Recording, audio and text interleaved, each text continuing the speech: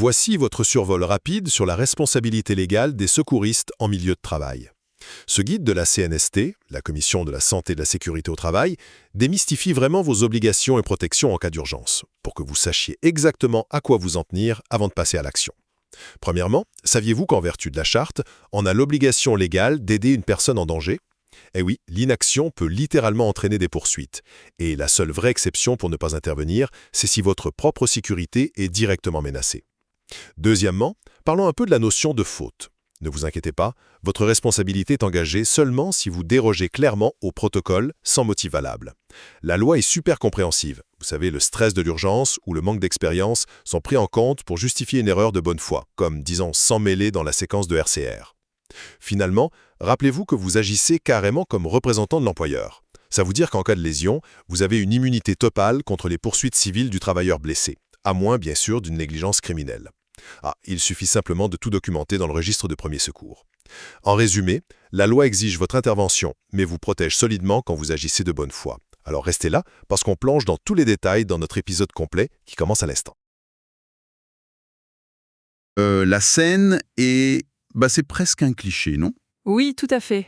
Mais ça se produit tous les jours. C'est un mardi matin ordinaire. On entend le bruit de fond d'un bureau à air ouvert, le cliquetis des claviers, ou peut-être le vacarme constant d'un chantier de construction avec la machinerie lourde en arrière-plan. Et là... Et d'une seconde à l'autre, la normalité bascule. Exactement. Une personne s'effondre. Un collègue est au sol, la respiration est saccadée, le visage tout pâle. Et là, le silence s'installe. Ou la panique. Souvent la panique, oui. Pour la personne qui est désignée comme secouriste sur les lieux, c'est l'adrénaline pure qui prend le relais. Il faut agir. Et vite. Mais il y a un obstacle. Oui, en arrière-plan de cette urgence médicale, il y a très souvent cette petite voix insidieuse. Une angoisse sourde qui paralyse. On se dit « et si je fais pire que mieux? Et si, en essayant de sauver cette personne, je commets une erreur fatale? Je me retrouve traîné en cours. » C'est une crainte très réelle. C'est lourd comme question. C'est le genre de pensée qui peut faire hésiter quelqu'un pendant les quelques secondes cruciales où une vie est en jeu. Absolument. Et cette hésitation, elle est profondément humaine. La peur des conséquences légales, c'est vraiment l'un des plus grands freins à l'intervention d'urgence. Et c'est exactement la raison pour laquelle notre analyse d'aujourd'hui s'attaque directement à ce mur invisible. C'est le but de notre mission aujourd'hui. Voilà. La mission de cette exploration en profondeur pour tous ceux qui nous écoutent, c'est de comprendre la mécanique légale, éthique et administrative qui entoure l'acte de secourir au travail. Et on a une source en or pour ça. Oui, une source unique, mais d'une richesse vraiment insoupçonnée. C'est la 9e édition du manuel officiel Secourisme en milieu de travail. Publié en 2022. C'est ça, par la Commission des normes, de l'équité, de la santé et de la sécurité du travail, la fameuse CNESST au Québec. L'objectif de notre discussion, ce n'est pas de revoir comment faire un bandage. Non, pas du tout. C'est vraiment de développer de façon complète un chapitre névralgique du document, celui sur la responsabilité des secouristes en milieu de travail. Il s'agit de comprendre non seulement comment agir, mais surtout pourquoi la loi encadre ces actions d'une manière aussi précise. Bon, décortiquons tout ça. Il faut commencer par le commencement, et le point de départ du manuel a de quoi surprendre, honnêtement. C'est vrai que ça casse un mythe. Totalement. Quand on pense au secourisme, on imagine souvent l'acte du bon samaritain. Une sorte un élan moral, une option que les gens courageux choisissent de prendre. Mais le document balaye cette notion romantique assez rapidement. Très rapidement. Intervenir, c'est pas une suggestion, ni une simple question d'altruisme, c'est une obligation légale pure et dure. Ça, c'est intense. Le texte s'appuie directement sur la Charte des droits et libertés de la personne. Ça stipule clairement que tout citoyen a le devoir de porter secours à celui dont la vie est en péril. L'approche de la loi laisse très peu de place à l'interprétation. Donc, si je comprends bien, t'as pas le choix. Face à une demande d'aide ou une situation de détresse évidente, le comportement attendu, c'est l'action. Le manuel insiste sur le fait qu'on ne peut pas retarder une intervention lorsque l'intégrité physique d'une personne est menacée. D'accord. Mais il y a des peurs viscérales, non? Ce qui est fascinant ici, c'est la façon dont la réglementation anticipe et neutralise ces craintes, justement, les craintes les plus viscérales des secouristes. Pour faire respecter cette obligation, l'une des peurs les plus fréquentes mentionnées dans le texte, c'est la transmission de maladies par le sang. Ah oui, les virus graves. Exactement. Le VIH, les différentes formes d'hépatite, l'idée de toucher le sang d'un inconnu, Même si c'est un collègue qu'on voit tous les jours, ça déclenche un instinct de préservation extrêmement fort. Et c'est là que le manuel prend une position d'une fermeté, absolue. Il donne un scénario qui force vraiment la réflexion. Lequel ? Imagine un secouriste qui décide de ne pas toucher une victime qui saigne abondamment. Et il le fait parce qu'il soupçonne ou craint que cette personne soit porteuse du VIH. C'est un cas classique de blocage psychologique. Oui, et on pourrait penser que l'instinct de survie serait une défense valable devant un juge. Pourtant, le document précise que ce secouriste pourrait être poursuivi pour non-assistance. C'est exact. La peur d'attraper une maladie, c'est pas reconnu comme une excuse légitime pour laisser quelqu'un mourir. C'est quand même fort. Ça l'est. Mais la logique juridique repose sur une réalité matérielle très simple. En fait, l'employeur a l'obligation stricte de fournir des trousses de premiers secours bien spécifiques. Et on parle pas juste de petits pansements en plastique, là. Non, ces trousses contiennent ce que le milieu médical appelle des mesures de protection universelle. Des gants jetables de qualité médicale, des lunettes pour protéger les yeux des éclaboussures, des masques de procédure. Et les fameux masques de poche? Oui, les masques de poche munis de valves unidirectionnelles pour faire du bouche-à-bouche sans aucun contact direct. Puisque la barrière physique est fournie et qu'elle est disponible sur place, la justification de la peur disparaît aux yeux de la loi. La consigne est claire. On met les gants, on met le masque et on intervient. Ça nous amène à une question évidente. Est-ce qu'il y a des situations où on a le droit de reculer? Parce qu'obliger quelqu'un à intervenir, c'est une chose, mais on ne peut pas exiger d'un comptable ou d'un électricien qu'il devienne un cascadeur suicidaire du jour au lendemain. Bien sûr que non. C'est un peu comme exiger d'un passant qu'il fonce dans un bâtiment en flammes sans combinaison ignifugée. Il doit y avoir une limite. Et il y en a une. Le droit fait très bien la distinction entre le devoir de secours et le sacrifice humain. La seule exception valable pour ne pas intervenir directement sur une victime, c'est si la vie du secouriste lui-même est menacée par l'environnement. Ah, donc l'environnement dicte la règle. Tout à fait. Le manuel donne des exemples très clairs, surtout liés au milieu industriel. La présence de gaz toxiques invisibles, un risque imminent d'explosion. Des fils électriques à haute tension dénudés sur le sol, j'imagine. Exactement. Ou une structure qui menace de s'effondrer. Dans ces cas extrêmes, s'approcher, ça ferait simplement passer le nombre de victimes de 1 à 2. Donc, dans ce scénario, le secouriste s'éloigne et son obligation s'arrête là. Il s'en lave les mains. Pas du tout. L'obligation d'intervenir change de nature, mais elle ne disparaît en aucun cas. Si la zone est temps mortel, l'action immédiate devient la sécurisation du périmètre. Ok, donc on empêche les autres d'y aller. C'est ça.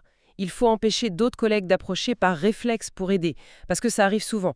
Et surtout, il faut alerter instantanément les services préhospitaliers d'urgence, donc le 911, en leur donnant les détails sur la nature du danger. Sécuriser et alerter, c'est aussi une forme de secourisme qui est validée par le manuel. C'est ici que ça devient vraiment intéressant. Supposons que la scène est sécuritaire. Le secouriste met ses gants, il s'agenouille, il intervient. La victime survit, mais elle s'en sort avec des séquelles graves. Des séquelles qui pourraient être liées à l'intervention elle-même. Oui, peut-être liées à la façon dont elle a été manipulée par le secouriste. C'est le cauchemar classique, la crainte d'être accusé et d'avoir mal fait son travail. Comment le système légal détermine s'il y a eu une véritable faute? On ne peut pas évaluer l'action d'un employé de bureau avec les mêmes critères qu'un urgentologue qui a 15 ans d'études derrière lui. Et heureusement, la loi ne le fait pas. Le concept central pour évaluer la responsabilité, c'est le standard de comparaison. La loi ne juge jamais dans le vide, ni avec des attentes irréalistes. Comment ça fonctionne en pratique ? Pour établir s'il y a eu un comportement fautif, le système crée une sorte de personnage fictif. On imagine un autre secouriste, quelqu'un qui aurait suivi exactement la même formation de base de 16 heures. Donc quelqu'un avec le même bagage. Oui, le même niveau d'expérience pratique, c'est-à-dire probablement très peu en fait, et on le place virtuellement dans les mêmes circonstances de chaos, de bruit et d'urgence. Et la question devient alors, est-ce que ce secouriste hypothétique aurait agi de la même manière ? Le manuel donne un exemple très probant de ce qui constituerait une vraie faute. Un écart impardonnable par rapport à ce fameux standard.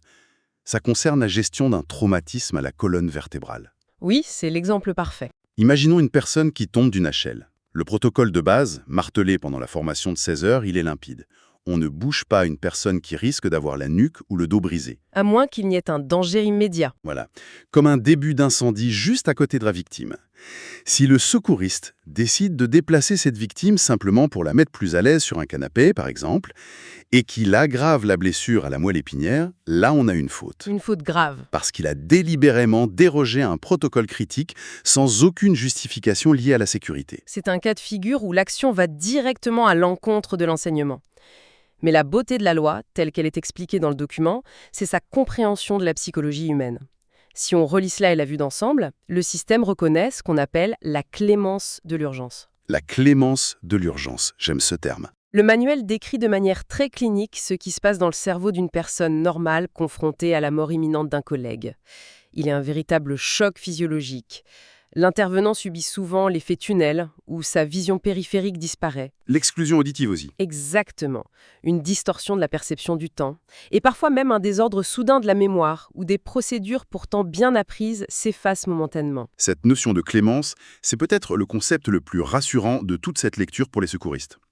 Prenons le scénario le plus intense, l'arrêt cardio-respiratoire. Le collègue ne respire plus, le cœur ne bat plus.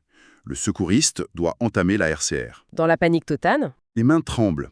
S'il oublie le ratio parfait qu'on lui a enseigné, disons qu'il fait 40 compressions au lieu de 30 avant de faire les insufflations, ou s'il ne pousse pas exactement à 5 cm de profondeur parce qu'il a peur de casser des côtes. ce qui arrive très fréquemment. Selon la notion de clémence, ces erreurs techniques, qui sont dictées par une nervosité extrême et le manque de pratique quotidienne, elles ne sont pas considérées comme des fautes condamnables. L'esprit du texte légal repose sur un pragmatisme brutal. Une réanimation imparfaite et chaotique vaut infiniment mieux qu'une absence totale de réanimation.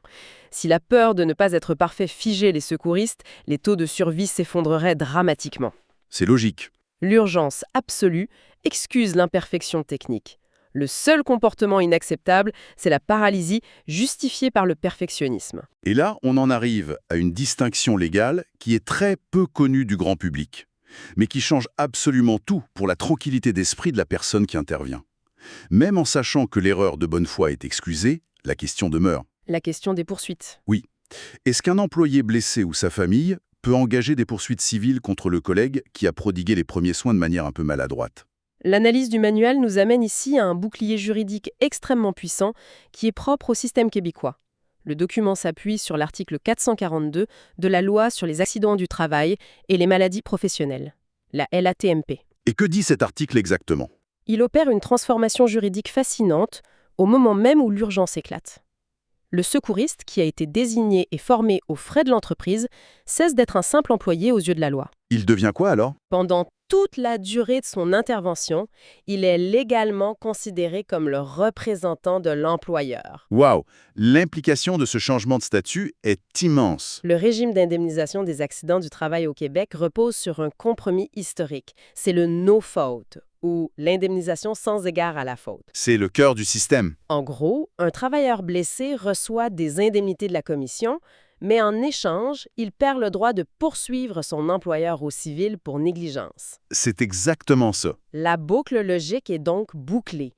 Si le travailleur ne peut pas poursuivre l'employeur et que le secouriste est temporairement l'incarnation de cet employeur, le secouriste est intouchable au civil. L'immunité est presque totale.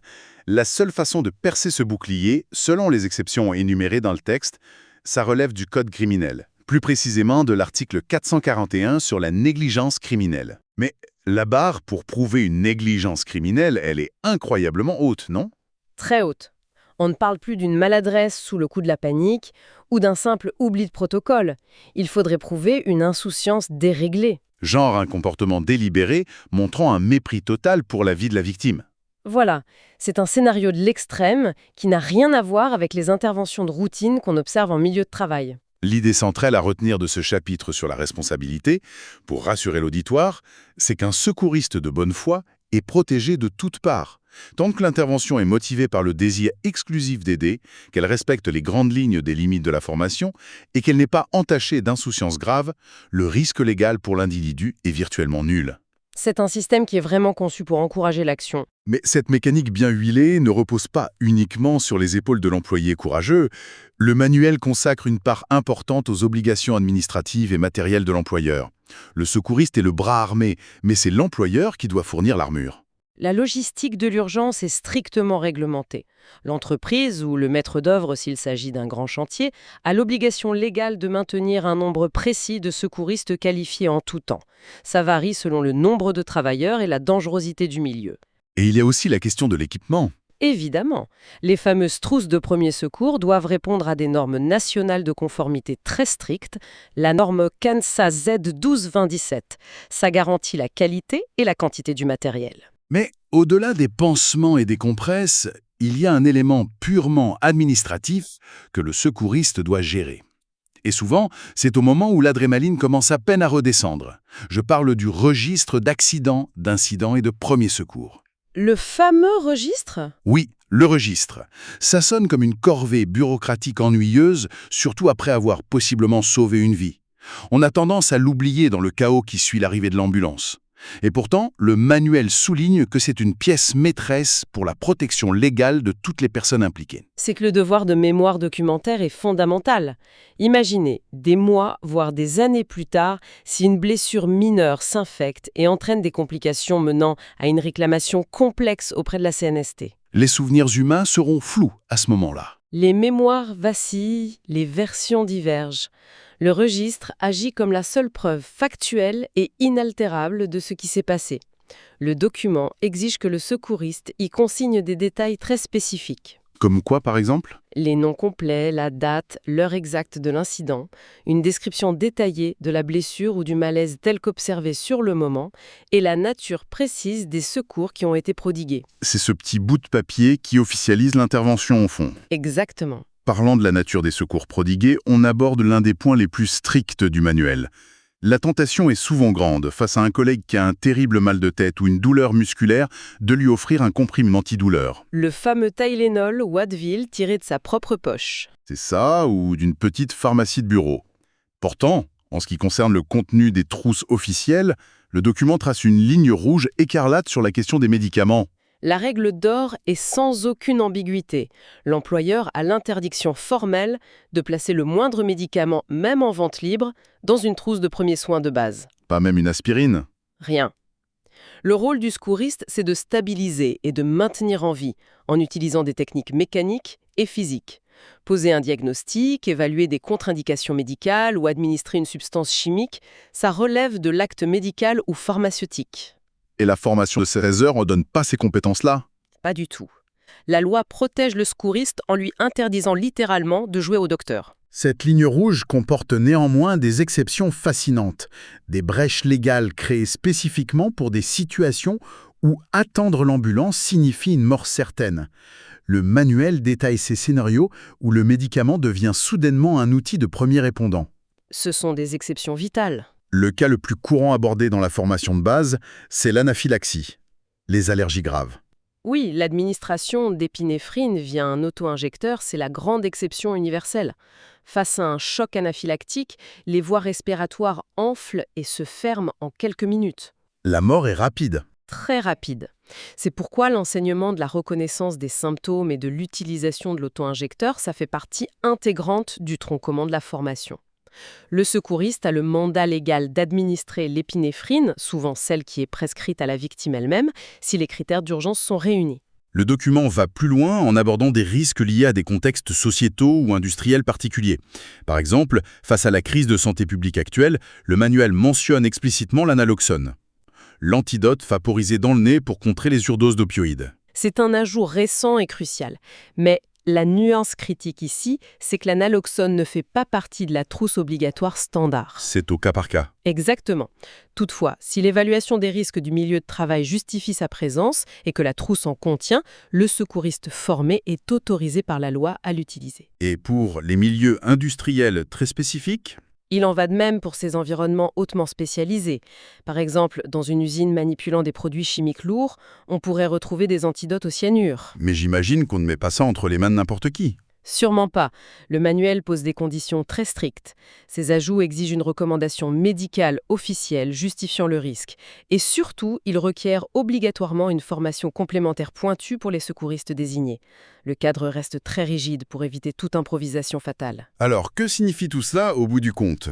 Si on prend un peu de recul sur cette analyse exhaustive du manuel de la CNSST, l'image du secourisme en milieu de travail change complètement de forme, je trouve. C'est plus qu'une simple technique. Tellement plus. Ce n'est pas juste une liste de gestes techniques appris dans une salle de conférence un vendredi après-midi. C'est un devoir citoyen incontournable, profondément encadré par des lois exigeantes. Un devoir avec un filet de sécurité. D'un côté, le système déploie un bouclier juridique d'une solidité remarquable pour protéger ceux qui agissent de bonne foi. De l'autre, il exige une rigueur absolue, une discipline de fer face à la panique et un respect presque sacré de ses propres limites de compétences et des protocoles établis. L'improvisation n'a pas sa place, seule la méthode compte. Cela soulève une question importante. Une observation qui émerge vraiment lorsqu'on lit entre les lignes de tous ces textes de loi. Laquelle? Le manuel montre que, durant une intervention d'urgence, un transfert de pouvoir invisible a lieu. 1 minute avant l'accident, la personne désignée comme secouriste n'est qu'un collègue ordinaire. C'est le technicien du service informatique, la gestionnaire des ressources humaines ou l'apprenti sur le chantier. Quelqu'un comme vous et moi. Exactement. Mais à la seconde où le corps touche le sol, la métamorphose légale s'opère. Cette personne ordinaire devient instantanément l'incarnation de l'employeur. Avec tout ce que ça implique. Elle est investie du pouvoir légal et du devoir absolu de prendre en charge la survie de la victime. C'est un bouleversement complet de la hiérarchie habituelle. Pendant ces quelques minutes qui précèdent l'arrivée des ambulanciers, le patron de l'entreprise lui-même n'a plus d'autorité sur la scène. C'est le secouriste qui dicte les règles pour sécuriser le périmètre et gérer la victime. C'est lui le maître à bord.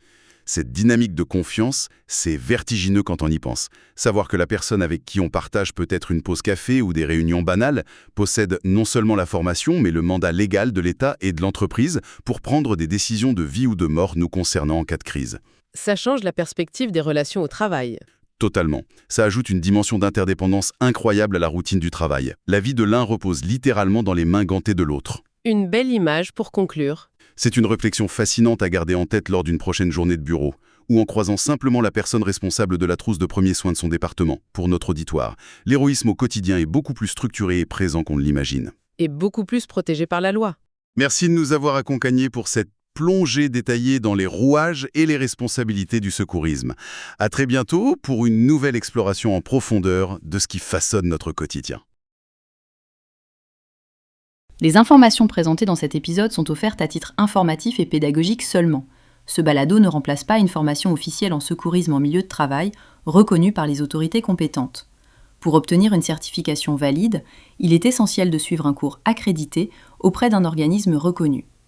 Le contenu de ces épisodes est élaboré avec soin, en s'appuyant sur les standards actuels du secourisme et produit avec l'aide d'outils d'intelligence artificielle. Malgré toute l'attention portée à l'exactitude des informations, certaines imprécisions peuvent survenir. Ce balado ne constitue pas un document officiel reconnu par la CNESST ni par des organisations telles que Cœur et AVC, la Croix-Rouge ou toute autre autorité réglementaire. Notre objectif est simple, vous aider à réfléchir, réviser et approfondir vos connaissances en secourisme dans un format accessible et complémentaire à votre formation. Merci d'être à l'écoute et surtout, continuez à vous former.